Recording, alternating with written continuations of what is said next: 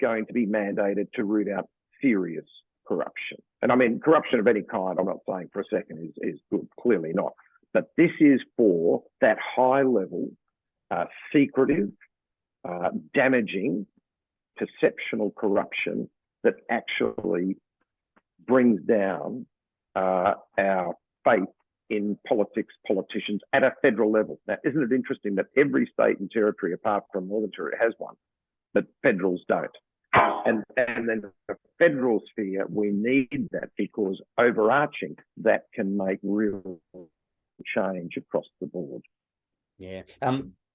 There's already some naysayers saying that the fact that public hearings would have to be the exception, and they should be public.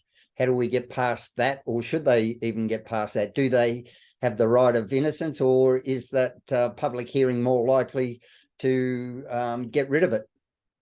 Look, I think there's a lot of truth in that. I sit firmly. I've heard Peter Dutton talking about he doesn't want show trials.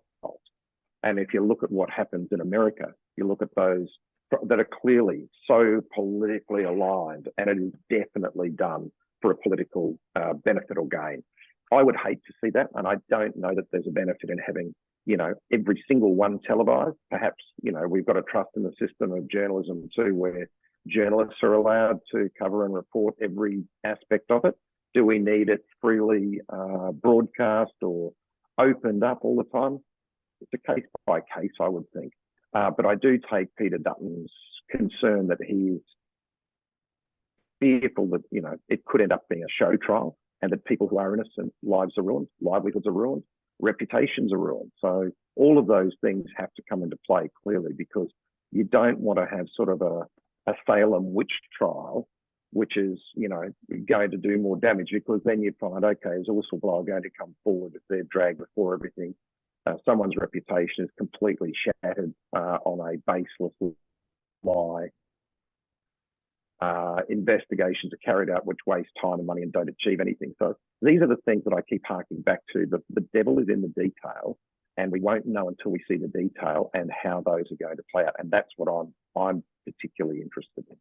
Yeah, it would be good in theory from my part, and it's not a well thought through theory, as most of mine are, to see an American-style system of the Supreme Court justices, where both sides, where we say we need a 75% approval for anyone that goes on to any position overseeing this, so that we don't get left aligned or right aligned, or we have more serious people without that allegiance. Yeah, I think there's some there's more than a grain of truth in that.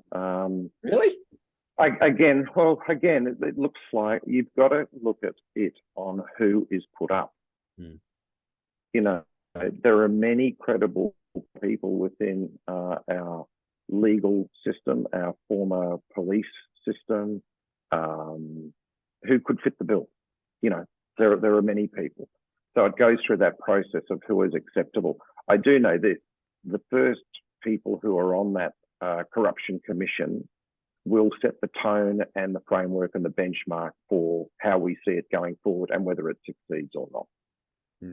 Well, I'm with you, Steve. I think it's vital to have it. I think it was Deborah Glass, the Victorian Ombudsman, one of her many reports said that even the perception of corruption is as bad as if it had actually happened, because it undermines confidence in the government, and they can't lead if they don't have that confidence and transparency. Yeah, exactly right. And so let's see what happens over the next, few days and weeks.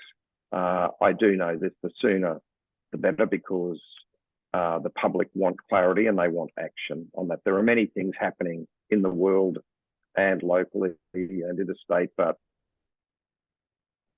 this is a good step, I think. And again, never let the perfect get in the way of the good. Let's get started and fix it along the way as we find the problems. All right, Steve Carey, Director of New Flash Media, thanks for your time. Good on you. Thanks. Bye-bye.